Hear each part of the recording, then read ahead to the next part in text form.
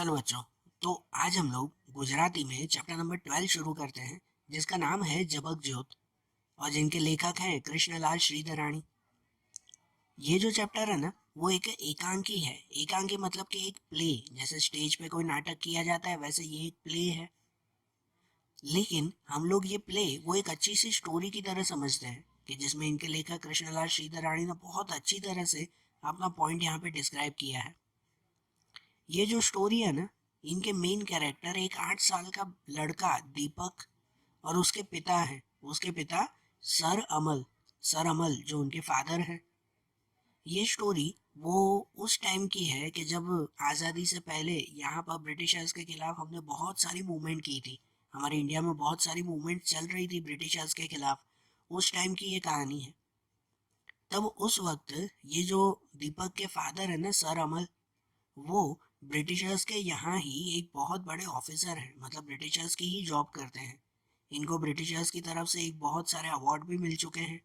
इनके घर में भी अगर आप देखो ना, तो हर तरफ ब्रिटिशर्स के ही जो है वो फोटोज लगे हुए हैं। सब गवर्नर के फोटोज, क्वीन विक्टोरियाज के जो है वो फोटो, क्वीन विक्टोरिया के फोटोज लगे हुए हैं। और इनके ब्रिटिशर्स के इतने सारे अवार्ड इन्हें मिले हुए हैं। इनका पूरा घर वैसे बना हुआ है। लेकिन इसका जो बेटा है ना, सर अमल के जो बेटे हैं ये दीपक, जो सिर्फ 8 साल का है, लेकिन वो अपने फादर से बिल्कुल अलग है, बिल्कुल उल्टा। इसे तो देशभक्ति प्यारी है। इसे तो ब्रिटिशर्स के खिलाफ लड़ना पसंद है, कि उनके खिलाफ जैसे बाकी सब, खासकर जैसे गांधी जी और बाकी सब जैसे सत्याग्रह करते हैं, इसे तो वो पसंद है। और आज के समय भी ऐसा ही हुआ, कि जैसे ये पहला सीन दिया हुआ है ना, वो पहला सीन इस तरह से है, ये सीन इस तरह से डिस्क्राइब करते हैं कि आज यहाँ सर अमल के घर पर जो है, वो ऊपर 3rd फ्लोर पे सब लोग वहाँ पे जमा हुए हैं। क्योंकि आज दीपक को जो है वो उसके सिर पर, उसके माथे पर बहुत बड़ी चोट लगी है। आज दीपक जो है वो अपने बेड पर लेटा हुआ है। उसके सर से जो है वो कंटिन्यूसली खून बहे जा रहा है। डॉक्टर्स वगैरह उसका इलाज कर रहे हैं। सब लोग वहाँ पर जमा हुए हैं और सब लोग जो है वो उदास हैं। और ये दीपक को चोट क्यों लगी? क्योंकि आजकल जो हर जगह पर ये ब्रिटिशर्स के खिलाफ जो मूवमेंट चल रही है, जो सत्याग्रह चल रहे हैं, जिसमें हर जगह वो फॉरेनर गुड्स को छोड़कर स्वदेशी गुड्स, अपनी चीजें जो है वो यूज करने के लिए कहा जाता था। जो स्वदेशी मूवमेंट उस वक्त चली थी ना, वैसे ही। और वैसे ही हर जगह पर, हर घर पर जो है वो तिरंगा लहराने का एक जैसे सबके मन में जोश था। तो आज वही हुआ, कि दीपक सुबह सुबह जो है वो अपने साथी के साथ, इनके घर पर जो है वो एक नौकर काम करते हैं। और उस, क्या कह सकते हैं कि उस नौकर का एक बेटा था, रामा। दीपक के घर पे जो नौकर काम करता उसका एक बेटा था, रामा। उसके साथ दोनों सेम एज के थे। तो उसके साथ ये दीपक जो है वो अपने घर की टेरेस पर अपने देश का तिरंगा जो है वो लहराने जा रहा था। वो ब्रिटिशर्स का टाइमिंग था, उस वक्त ऐसे तिरंगा लहराना अलाउड तो था नहीं। लेकिन फिर भी हर तरफ ऐसे सत्याग्रह चल रहे थे ना, तो दीपक भी इस रामा के साथ ऊपर गया। रामा की मदद से उसने रामा को कहा कि भाई तुम तिरंगा लेके आओ, हम आज टेरिस पर तिरंगा लहराएंगे। तो वहां पर टेरिस पर वो तिरंगा लहराने के लिए गया, लेकिन उसी वक्त इसके फादर वहां पर आ गए। और ये दीपक को पता चला कि उसके फादर आ चुके हैं। तो उसे पता था कि उसके फादर वो इस चीज पर बहुत गुस्सा होते हैं, क्योंकि उनके फादर ये सर अमल, वो तो ब्रिटिशर्स के पास ऑफिसर की तरह काम करते थे ना, वो तो ब्रिटिशर्स के साथ जुड़े हुए थे। इसलिए जब दीपक को पता चला ना कि उसके फादर आए हैं, तो वो जल्दी जल्दी से टेरिस से नीचे उतरने लगा। और उस उतावल में वो ऊपर से नीचे जाकर गिरा। ठीक है ना, वो टेरिस से नीचे जाकर गिरा और उसके सिर पर बहुत गहरी चोट आई। और उस चोट की वजह से आज सब वो वहां पर एक जगह पर जमा हुए हैं। आज दीपक जो है वो बेड पर लेटा हुआ है। उसके सिर पर चोट लगी है, खून बह रहा है। सिर पर डॉक्टर ने जो है वो सफ़ेद पट्टी तो बांध दी है, लेकिन अभी भी उस सफ़ेद पट्टी में भी खून का जो है वो धब्बे जमा हो चुके हैं, मतलब फिर भी खून निकले जा रहा है।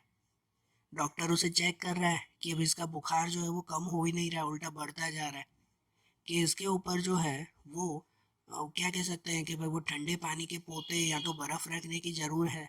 लेकिन सिर पर तो बर्फ़ भी नहीं रख सकते बुखार उतारने के लिए, क्योंकि सिर पर इतनी बड़ी चोट लगी हुई है, तो बर्फ़ रखे कैसे, है कि नहीं? कि वहां पर सब लोग उस दीपक से पूछ रहे हैं, दीपक की हालत ऐसी है, वो 8 साल का बच्चा बेड पर लेटा हुआ, उसकी हालत ऐसी है कि जैसे एकदम वो बेहोश की जैसे जो है वो पड़ा हुआ है। बस थोड़ी थोड़ी देर में जो है वो आंखें खोल रहा है और उसके बाद यहाँ वहाँ देख कर फिर से जो है वो आंखें बंद करके सो जाता है। उसके मदर, दीपक के मदर मोना जिनका नाम है, वो उनसे पूछ रहे हैं कि भाई क्या हो रहा है बेटा, भाई तुम्हें कुछ सर दर्द हो रहा है या और कुछ हो रहा है क्या? तो दीपक कहता है कि हाँ भाई मुझे सर में तो बहुत दर्द हो रहा है लेकिन कोई बात नहीं, ठीक है। दीपक पूछता है कि भाई मेरी बहन उर्मी कहाँ पर है, वहीं बेड पर लेटे लेटे। तो उसके मदर कह रहे हैं कि भाई तुम्हारी बहन उर्मी यहीं पर ही है, तुम्हारे पास में ही तो बैठी है। भाई जब से तुम गिरे हो ना तो तब से जो है वो उसका रोना बंद ही नहीं हो रहा है। वो अपनी बहन उर्मी को कहता है कि भाई तुम रो क्यों रही हो, भाई इसमें तुम्हारी थोड़ी कोई गलती है। वो तो मैं तिरंगा जो है वो चढ़ाने के लिए ऊपर टेरेस पर चढ़ा था, लेकिन भाई पिताजी आ गए तो कहीं वो देख न ले इसलिए जल्दी जल्दी नीचे उतर रहा था और उसी वजह से जो है वो ऊपर से गिर पड़ा। तो इसमें तुम्हारी थोड़ी कोई गलती है। फिर वो दीपक अपने मदर को भी कहता है कि लेकिन बा, अपनी मदर को कह रहा है कि भाई भाई तुम्हें ध्यान है कि जब मैं गिरा ना तो भाई मैं रोया नहीं था। तो भाई मैं क्यों रोऊं, क्योंकि मैं तो भाई राष्ट्रध्वज चढ़ाने के लिए ऊपर चढ़ा था ना। तो भाई उस वक्त रोते थोड़ी हैं, ऐसे में चोट लगे तो भले लगे, इसमें रोते नहीं हैं। देखा, ये 8 साल के बच्चे की फीलिंग, ये उसकी देशभक्ति थी। अब राष्ट्रध्वज चढ़ाने के लिए उसने भी पढ़ा था, उसने भी सुना था कि हजारों लोगों ने जो है वो अपनी जान दे दी अपने देश के लिए। तो ये जोश है उस 8 साल के दीपक में भी था। लेकिन वो अपना जोश कैसे डिस्क्राइब करे, उसे भले इतनी बड़े लोगों की तरह समझ नहीं थी, लेकिन वो अपने हिसाब से तो अपनी देशभक्ति बताएगा ना। वो अपने मदर को वो कह रहा है कि जब मैं ऊपर से नीचे गिरा ना तब रो नहीं रहा था, क्योंकि मैं राष्ट्रध्वज चढ़ाने के लिए ऊपर चढ़ा था और उस वक्त गिरा।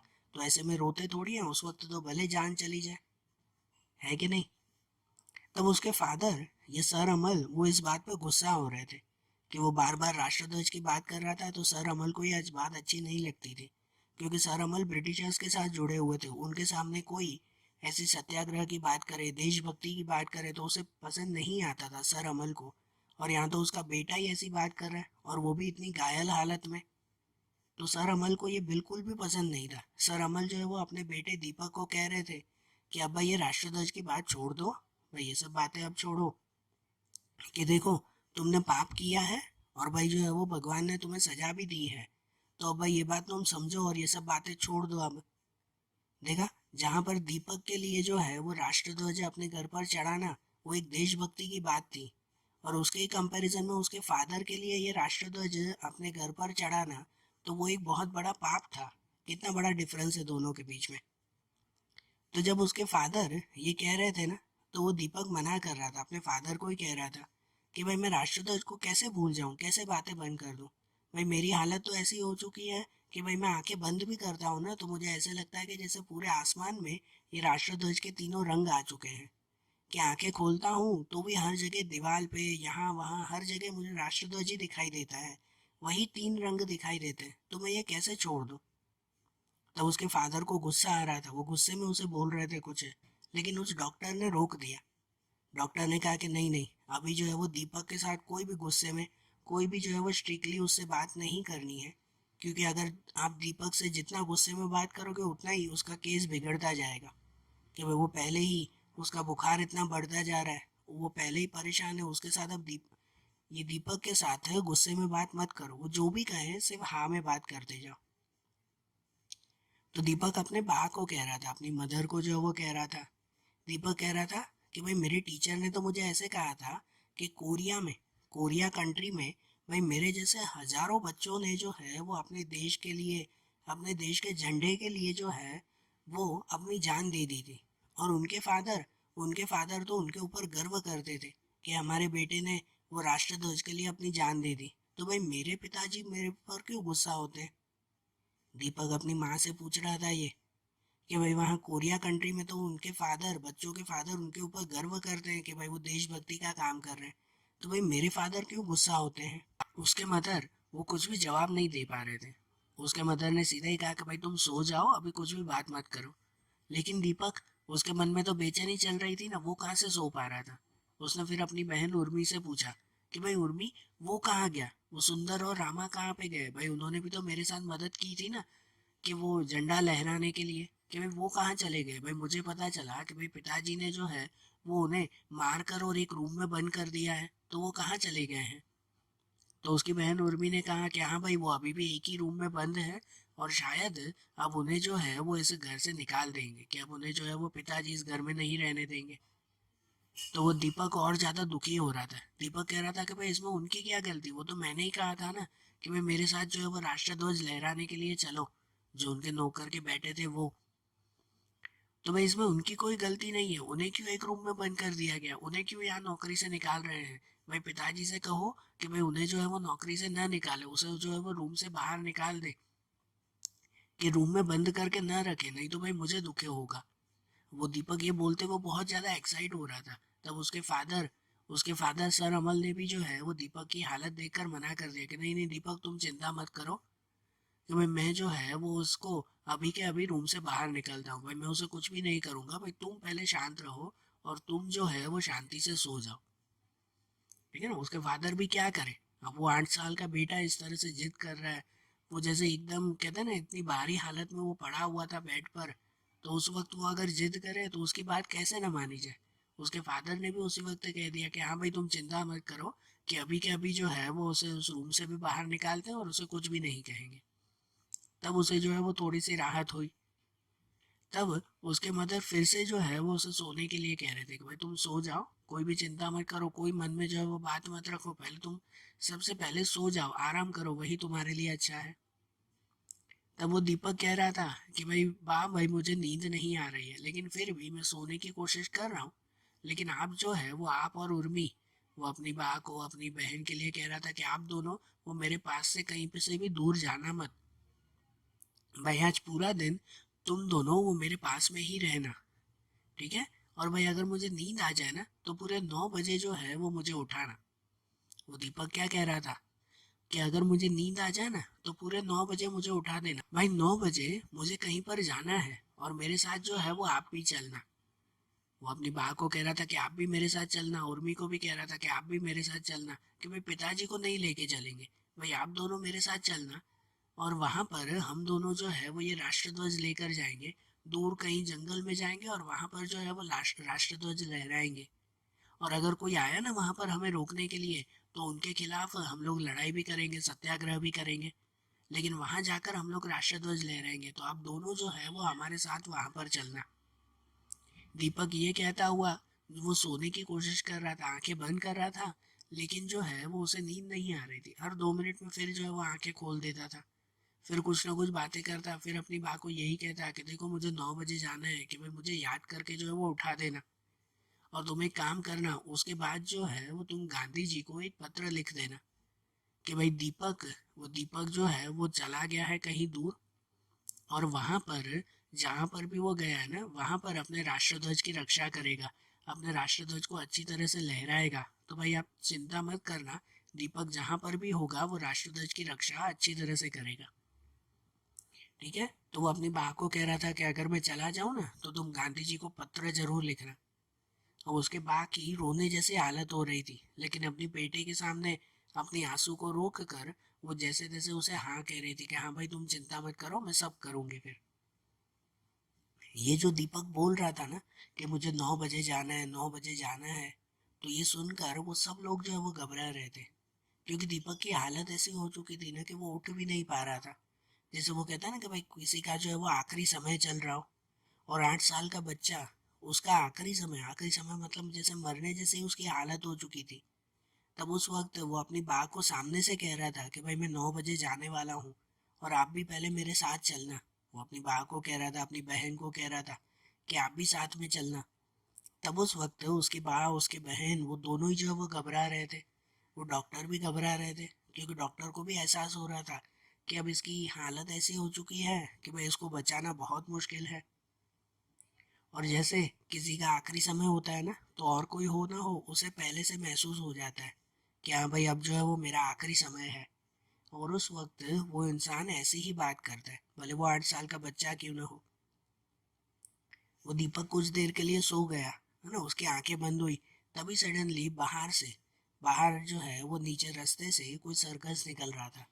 जैसे कोई वो सत्याग्रह करते हैं तो सत्याग्रह के वक्त वो जैसे बड़े बड़े सर्कस निकालते हैं, तो वैसे कोई सर्कस निकाल रहे थे, जोर जोर से नारे लगाते हुए, जोर जोर से गीत गाते हुए। तो इससे उस दीपक की जो है वो नींद फिर से खुल गई।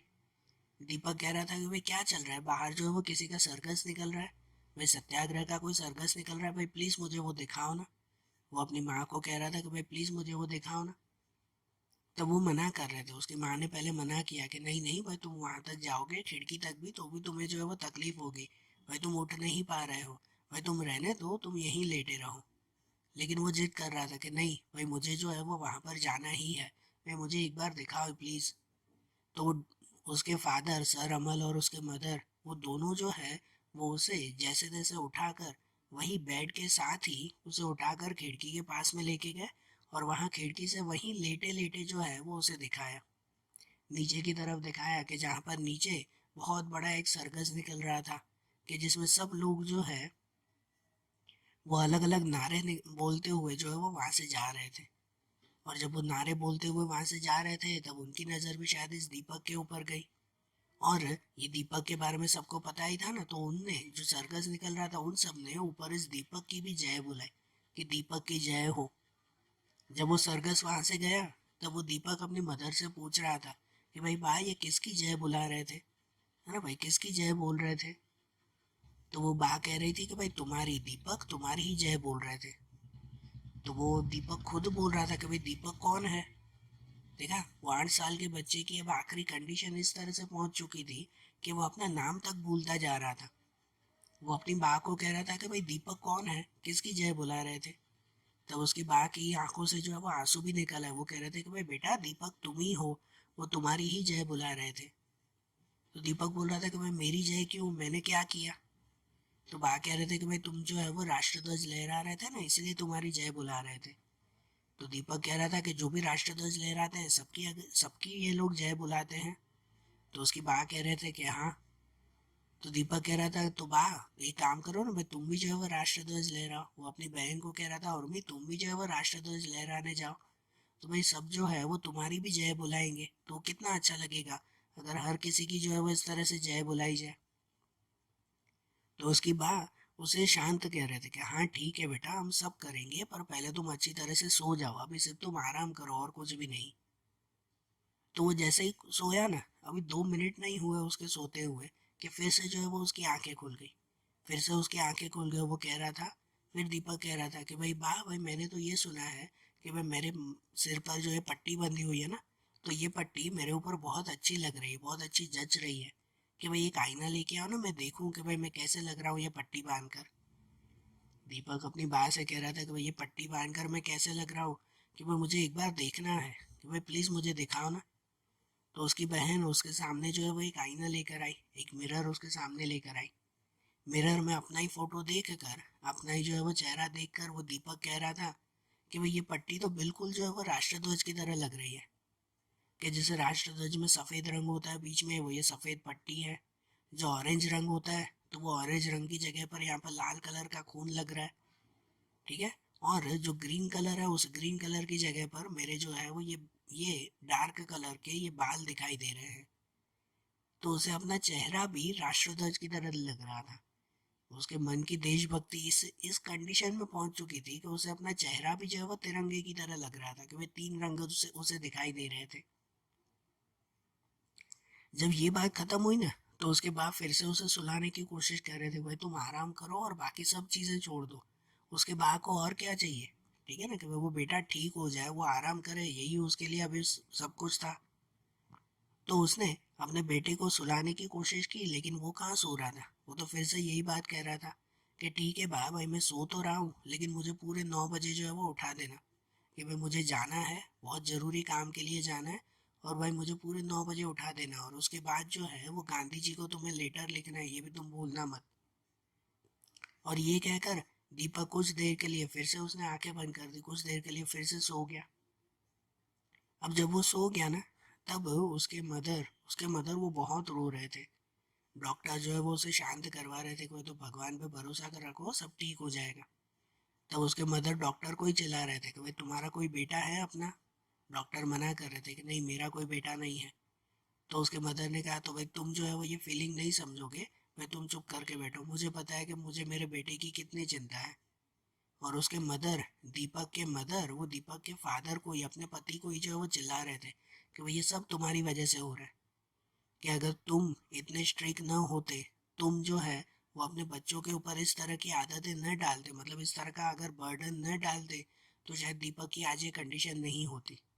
सही बात है ना, दीपक जो है वो टेरेस से गिरा क्यों? अपने पिता के डर की वजह से ही, कि कहीं उसके पिता आकर उसे चिल्लाए नहीं। तो उसके मदर, वो उसके फादर को ही जो वो चिल्ला रहे थे कि ये सब तुम्हारी वजह से ही हुआ और किसी की वजह से नहीं। अब ये इस तरह से हो ही रहा था, तभी अचानक जो है वो एग्जैक्ट 9 बजे वो घड़ी का आवाज़ आया। जैसे वो वॉल क्लॉक होती है तो हर घंटे जैसे आवाज़ कर दिया ना, तो पूरे 9 बजे का जो है वो आवाज़ आया घड़ी से। और उसी वक्त दीपक की नींद भी खुल गई। दीपक जैसे ही उठा तो वो अपनी बा को कह रहा था कि चलो बा, अब जो है वो 9 बज गए हैं, अब मैं जा रहा हूँ, लेकिन अब मैं अकेला ही जाऊँगा। दीपक पहले अपनी बा को और अपनी बहन को क्या कह रहा था कि भाई तुम लोग भी मेरे साथ चलना, लेकिन अब वो कह रहा था कि अब मैं अकेला ही जा रहा हूँ, कि आप लोग मेरे साथ मत चलो। कि भाई आप भी नहीं, वो बहन उर्मी भी, भाई आप लोग अब मेरे साथ मत चलो, अब मैं अकेला ही जा रहा हूँ, क्योंकि भाई मुझे जो है वो बहुत दूर जाना है, तो उसमें आप दोनों जो है वो मेरे साथ नहीं चल पाओगे।